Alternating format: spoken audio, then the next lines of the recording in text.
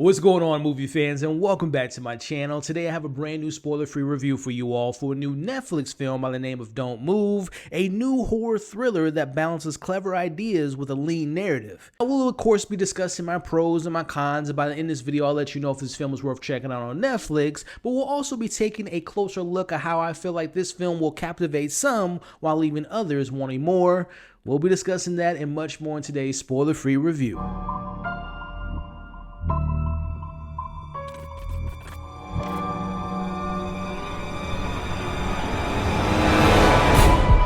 But first, let's get the conversation going in the comments below. Let me know if you all were planning on checking this out over the weekend. And of course, once you've seen it, talk about the pros and the cons, what worked, what didn't work, what were your favorite moments, least favorite moments, and what did you think about the ending? Let's talk about it all in the comments below. When a grieving woman who's hoping to find solace deep in the isolated forest encounters a stranger who gets her trust, only for him to betray her as he injects her with a paralytic agent. As the drug gradually takes over her body, she must run, hide, and fight for her life before her entire nervous system shuts down.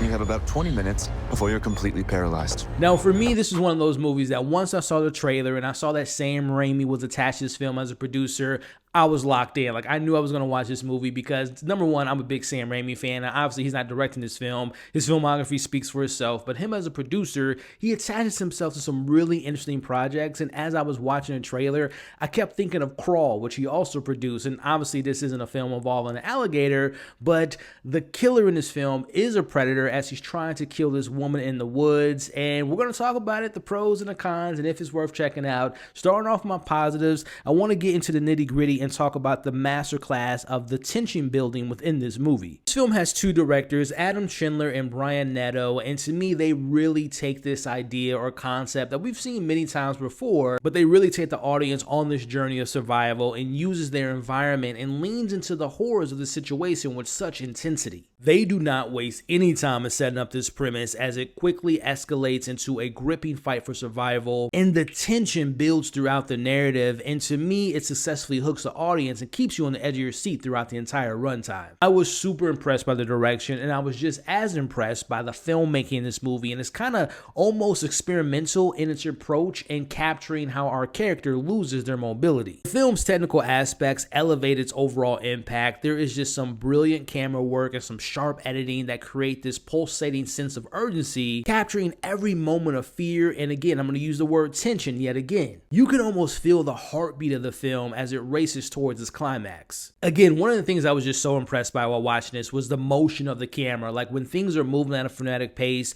she's on the run, the camera's right there with the movement. It's just as crazy and as fast paced. But then you'll notice when things slow down, the drugs start to kick in, you'll see how the camera slows down and the movement becomes less frenetic and the environment changes, the sound changes, the color changes, and it just plays into the story and goes with this character and what they're experiencing in the moment. Again, the story isn't all that innovative, but it's the attention to detail in the filmmaking that to me made this very entertaining and very engaging. I also want to touch on the idea of how they use the effectiveness of the horrific situation and how thrilling they make this experience. Now, I've said this 1,000 times on this channel when I cover horrors or thrillers that what makes me scared might be the opposite for you and vice versa, but I think we can all agree once you see this film, the situation that the main character Iris finds herself in is extremely horrific. This film does a really solid job on creating these different scenarios in which we watch the character trying to move or trying to talk or get someone's attention, but what happens to her prevents her from doing so, and that is just frightening alone. And I'll also want to throw in the fact that for the most part, the film does a good job of grounding itself in reality in a sense of how our character Iris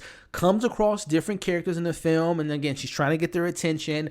In the film, again, you can poke some holes in some of the decisions, but for the most part, it is very logical and very believable in the response of how some of these people are interacting with her as she's trying to get their attention. Switching gears and talking about the performances, this is a two-person showcase, and starting off with the lead of this film, Kelsey Asbille, who gives a standout performance. Her portrayal as Iris is so effective. It is all in the eyes with her performance. She captures this range of emotions from despair to sheer panic and goes through hell in order to attempt to survive and to escape. The physical requirements for this role is just, I would imagine, overwhelming, but she's so great in this film. And again, it's all in the eyes, and it's incredible how much she's able to convey and how she handles her emotions was just, again, outstanding throughout this film. Now, on the opposite end, we have Finn Wittrock, who nails the role as this psychopath with chilling precision. His ability to seamlessly shift from this charismatic person that you can believe to transforming into this terrifying person just keeps the audience guessing what his next move is going to be. I mean this in the most respectful way possible, but whenever I see Finn in a movie or a show, he just screams serial killer. Like, as I'm recording this, they just announced they're going to do the American Psycho remake with Luca Guadagnino. I think Finn would be great in that role. Like, the first time I saw him was, 2013 or 14 in American Horror Story. I think it was the Freak Edition. He has that look, and he just absolutely plays a serial killer perfectly in this movie. And everything I've seen the man, like, he is literally a chameleon in this movie, as it's like a switch for him that we see this guy who's just normal and charming and can be so convincing, and then to see him make that switch to becoming the killer, I just felt like he did such a great job. He was incredible in this film, and I'm going to compare this to a film that just came out not too long ago with Josh Hartnett, the M. Night Shyamalan Trap. Think of some of the story beats in that film and look at it in reverse in this film. I won't give too much away in that regards, but he is phenomenal. They're both fantastic in this movie. Now, lastly, I didn't expect this movie to have the level of violence that it did. Like, there's not a ton of bodies dropping in this movie, but when there is violence, there are some pretty brutal kills, and there's some unexpected moments that really caught me off guard. And I don't want to leave out this attention to detail to how I felt the stories kind of paralleled themselves for both characters, and how the film has this ticking time bomb for both of them. One, we have Iris, whose body's about to shut down, and then on the other end, we have the killer, who, again, I won't give too much away, but there is this sense of urgency for him to complete his task because of what you discover in this movie. So I like how, again, there's like a ticking time bomb for both characters, but also I like the parallel of how we watch the killer trying to avoid getting caught and him constantly being on the move and having to think quick on his feet. And then on the opposite end, we have Iris, who literally can't move. So again, these little details that I really enjoyed while watching this. Now, those are my positives, but there are some criticisms, some flaws that I have with this movie as we get into those right now. Now, while I found a lot of moments to be truly engaging and gripping, there's some really good moments of sharp dialogue between the characters.